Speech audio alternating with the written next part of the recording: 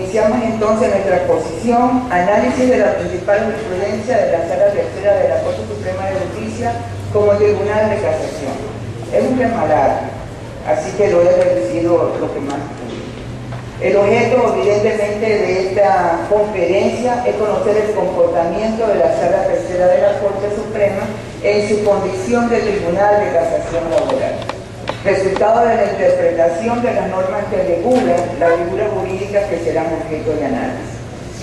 La importancia de la norma, de la interpretación de la sala es importante, porque es obligatoria para las partes y puede constituir doctrina probable cuando se ha sentado un criterio jurisprudencial, lo cual ocurre una vez que una misma opinión se reitera en diversos fallos o sentencias.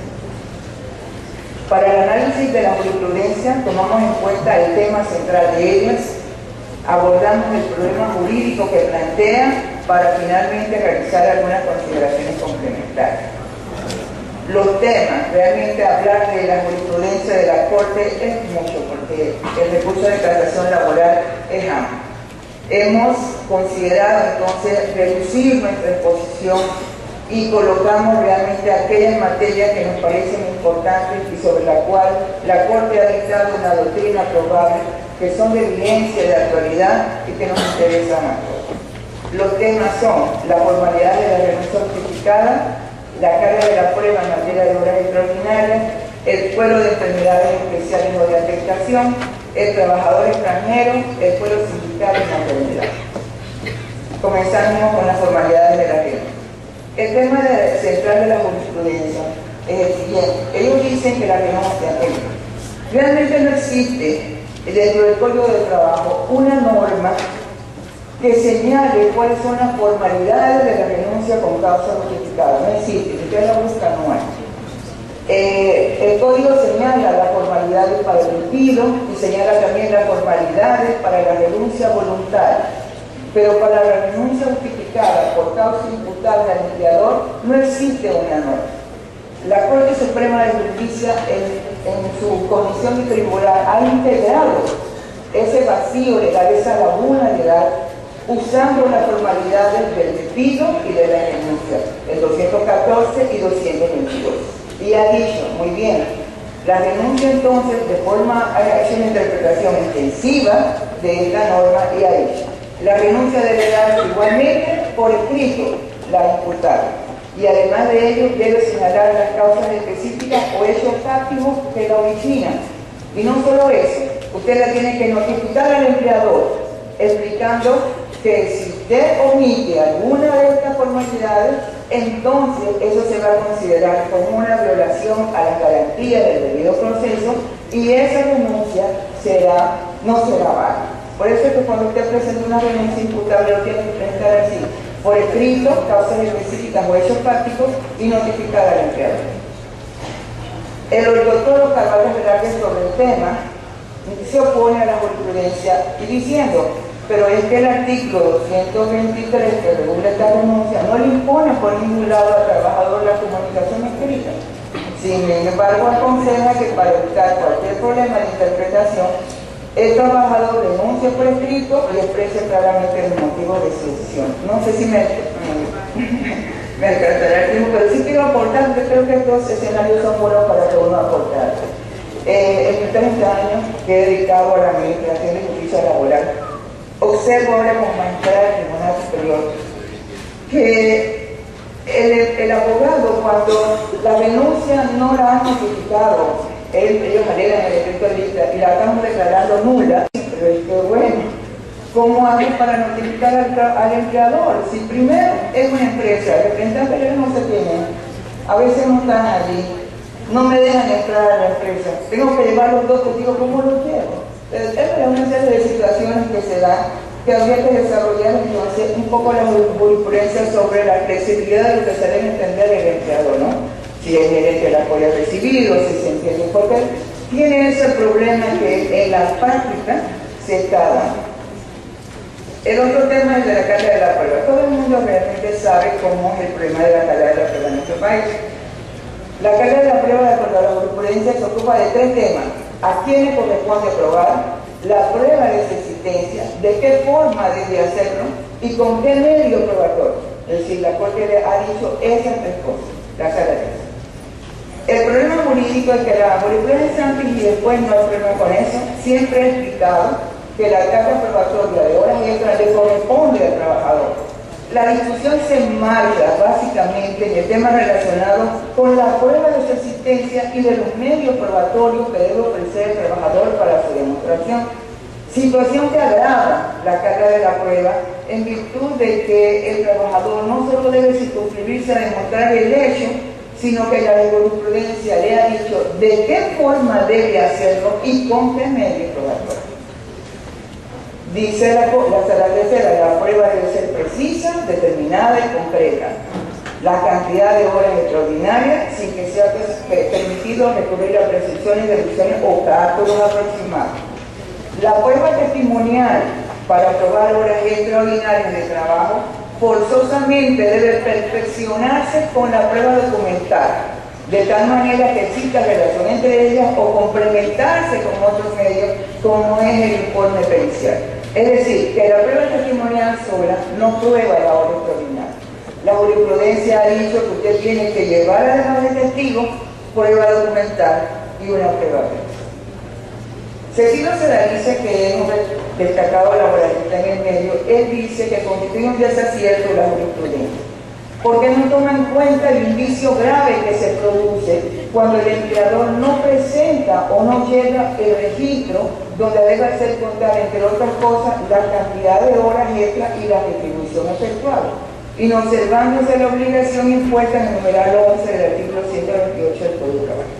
Es decir, que hay un artículo del Código que dice que el empleador está obligado a llevar un registro de las horas ordinarias, de las horas extraordinarias. Es obligación. Entonces, él dice que como el empleador está obligado a eso, si se demuestra en el proceso que se trabaja horas extraordinarias, entonces el empleador debe exhibir los libros o el registro, ¿no? Él dice que se le distribuye la carta de la prueba, el empleador queda obligado a presentar el registro para demostrar entonces las horas que pagó.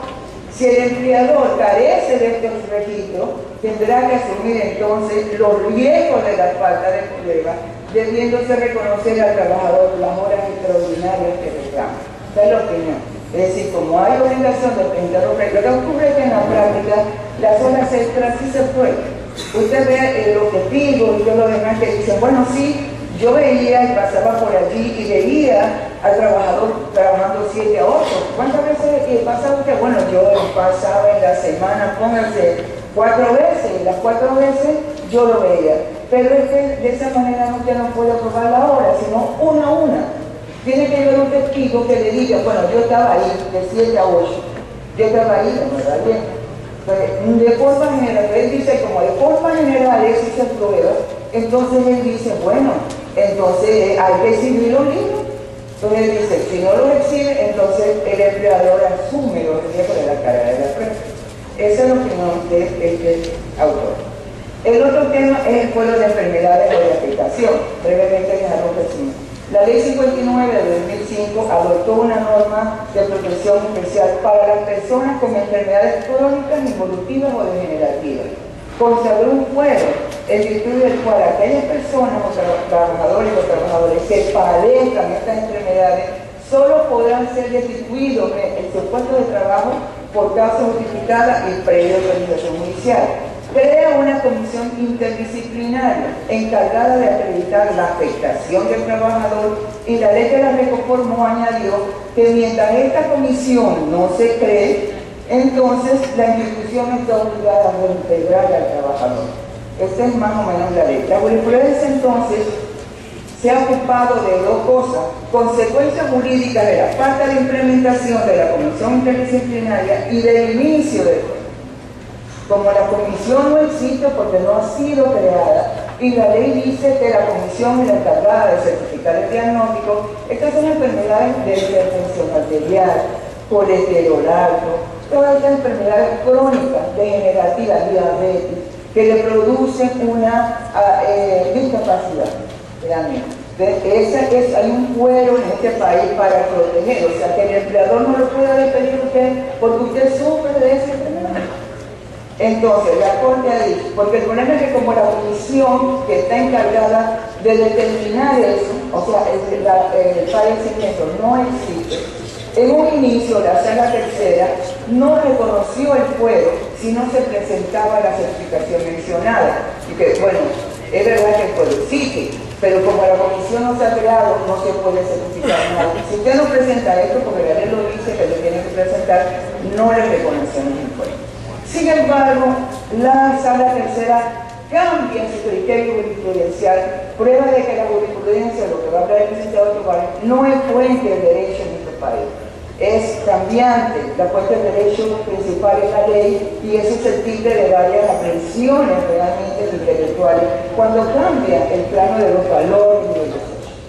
Entonces la Corte consideró errado ese criterio anterior y dice, momento, el incumplimiento de la presentación de la certificación por parte de la Comisión Interdisciplinaria no es atribuible al trabajador, pues es la consecuencia de la inactividad administrativa de no nombrar a la Comisión Interdisciplinaria y por tanto no es posible desconocer el fuero porque esa comisión no ha sido creada.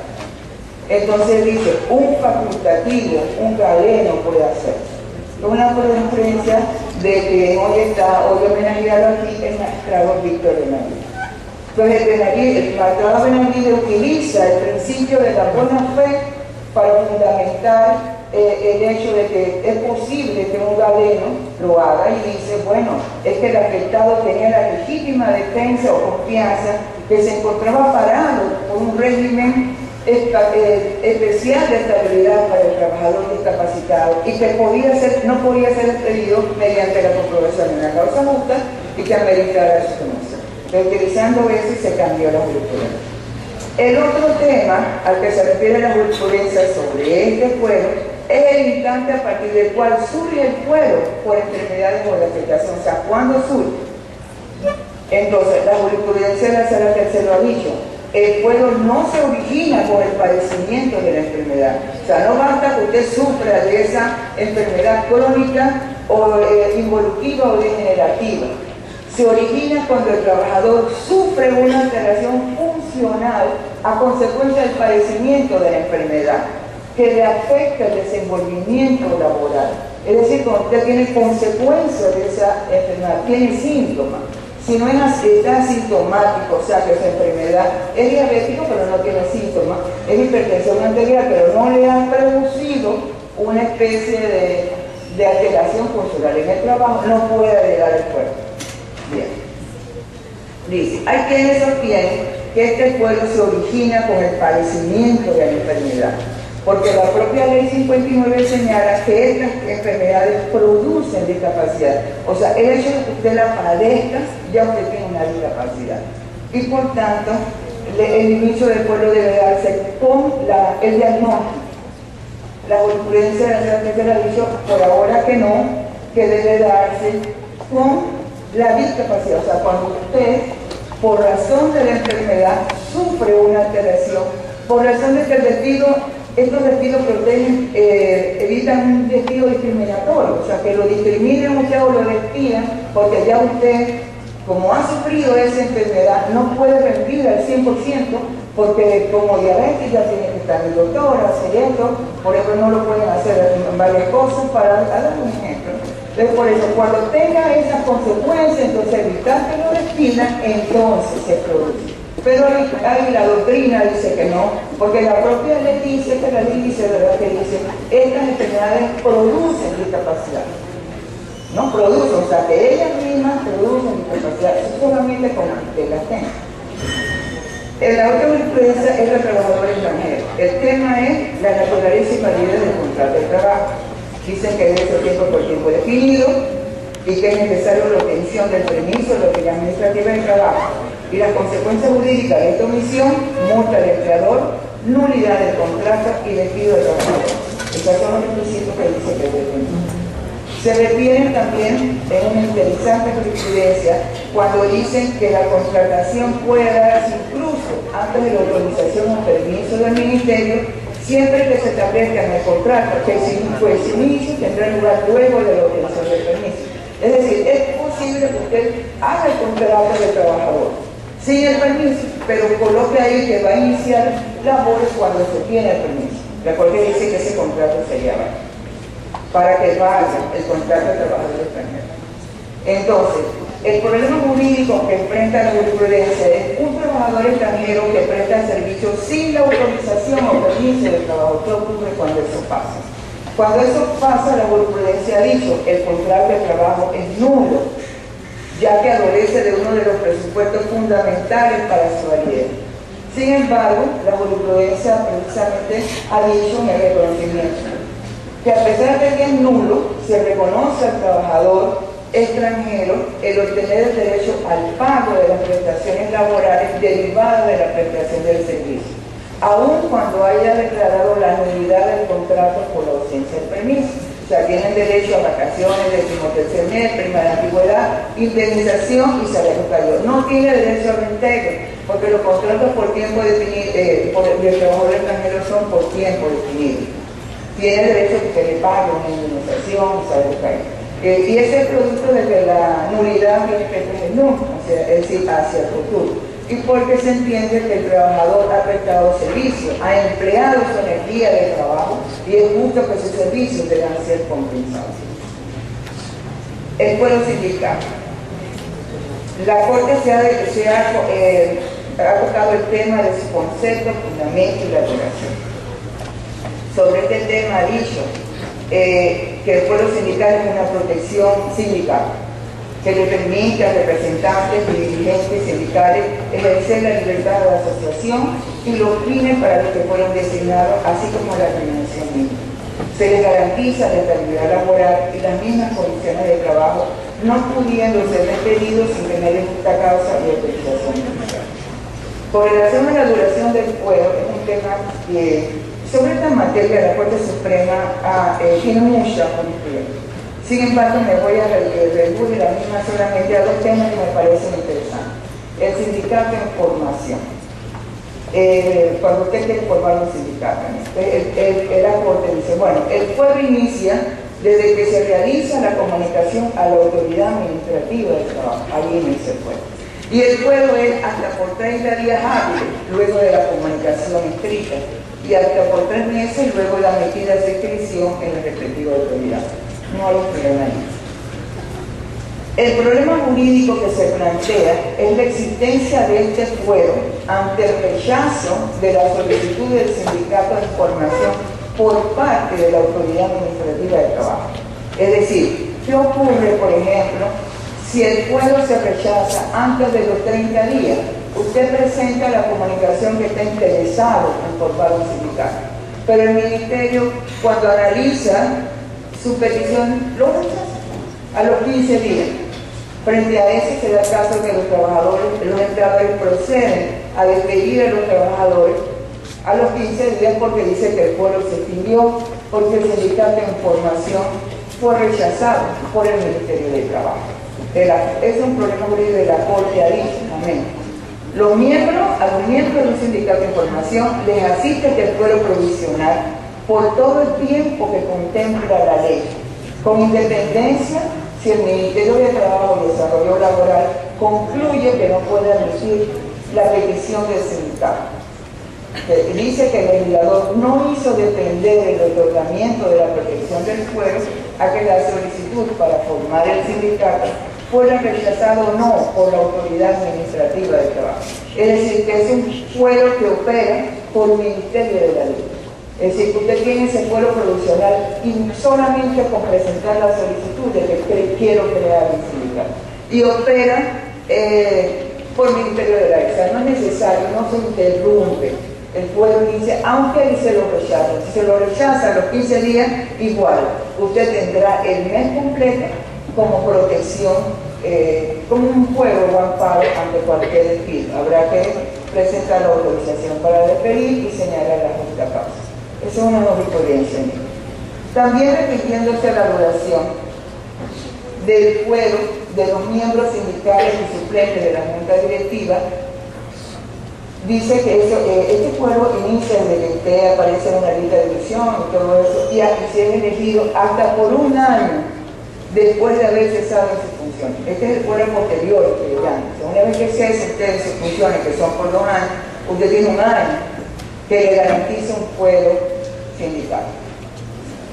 ¿Qué ocurre? El problema jurídico que se plantea es que el fuero del directivo, representante sindical, luego del cese de funciones, o sea, cesa funciones, pero no porque terminó el periodo de duración, sino porque renunció, o sea, el trabajador renuncia a sus funciones como dirigente, como representante sindical. Renuncia porque ha sido destituido o excluido de la junta directiva. O sea, usted cesó antes de los 2 años para el que fue electo, cesó. Renunció, la asamblea del sindicato lo destituyó o fue excluido por sus miembros por razón alguna. Es un problema que se plantea. ¿Qué ocurre entonces cuando el trabajador, el dirigente sindical, no cumple con estos 2 años completos? Ha dicho la Sala Tercera. Para su reconocimiento es indispensable que el trabajador afectado perdure en el cargo por todo el periodo para el que fue electo. Hace depender el mismo de la terminación del periodo para que fue electo el trabajador. Es decir, la Corte ha dicho, para que usted tenga derecho a este fuero, usted tiene que haber trabajado los 2 años. O sea, haber cumplido su función de dirigente sindical durante los 2 años. No se puede. Si usted no lo hace, no tiene derecho. Hay una excepción a la regla que dice que cuando es por causas ajenas a la voluntad del trabajador, por ejemplo, que no es renuncia, que es reestructuración de una junta directiva, es excluido por la asamblea, debería el trabajador mantener el fuero. Pero esa es una jurisprudencia que es excepción. La doctrina probable es que para que usted tenga derecho al fuero, necesita entonces los 2 años de ejercicio de cargo. Si usted renuncia, no tiene ese fuero de daño, no tiene, porque lo va a señalar. Y mi último tema, que espero que me entiendan, es el tema del fuero de maternidad. La Corte ha dicho que es un derecho constitucional fundamental, por ejemplo, el embarazo, en mi caso donde no aplica. Ha dicho que es un derecho fundamental, que se establece en la Constitución, etc. Ese derecho fundamental ha hecho que la Corte diga: la ignorancia por parte del empleador del estado de embarazo no es motivo para su desconocimiento. Y también dice que ese fuero se extiende a las trabajadoras con menos de 2 años de servicio en el empleo, de tal manera que su despido debe efectuarse mediante justa causa y autorización judicial. El Código de Trabajo, en el artículo 212, señala los trabajadores que no tienen estabilidad. Es decir, usted puede despedir unilateralmente mediante el pago de una indemnización. Sin embargo, la Corte dice, es verdad que existe un artículo así, pero usted no puede despedir a la trabajadora en base a ese artículo, que es el 212, porque aunque ella no tenga estabilidad, porque ella está embarazada, y por tanto es un derecho fundamental constitucional por encima de la ley. Y en tanto hay que garantizar entonces el derecho fundamental perpetuo en ese sentido. Sin embargo, la Sala Tercera no reconoce la terminación de la relación de trabajo cuando esa situación se produce durante el periodo probatorio. Pues en estos casos la jurisprudencia advierte que el empleador de forma unilateral puede terminar la relación de trabajo aunque la trabajadora se encuentre embarazada. O sea, no aplique esa eficacia del derecho fundamental al periodo probatorio. Ha dicho la prueba idónea es el certificado médico y no otro. Y en los casos en que no aplica, mutuo consentimiento, expiración de término, obra determinada y renuncia. Quisiera entonces, si me va a permitir, me alcanza un poquito. Voy a, sobre las consideraciones complementarias, ya terminar. Sobre este tema, quiero señalar pues que la Corte ha dicho que no procede que fueron durante el periodo probatorio, porque dice que la causa del despido no es, la causa de la terminación del vínculo no es el despido, sino que la trabajadora no reúne las actitudes. Y como esta es una facultad discrecional del empleador, él la puede destituir, que ahí no se podemos hablar de despido. Sin embargo, mi opinión personal, que yo respetuosamente, yo no me adhiero a este criterio, precisamente porque a mí me parece que los efectos jurídicos del periodo probatorio no deberían tener un rango superior al de la protección de la maternidad. Y porque la maternidad se encuentra dentro de los derechos fundamentales, que para su eficacia requiere como límite el respeto del empleador a esta garantía constitucional. Y porque a través del periodo de prueba, el empleador puede vulnerar los principios de igualdad y no discriminación que derivan de la protección de la maternidad, precisamente porque esta facultad del empleador es discrecional, o sea, el empleador decide en esos 3 meses de periodo probatorio si la trabajadora es buena o no.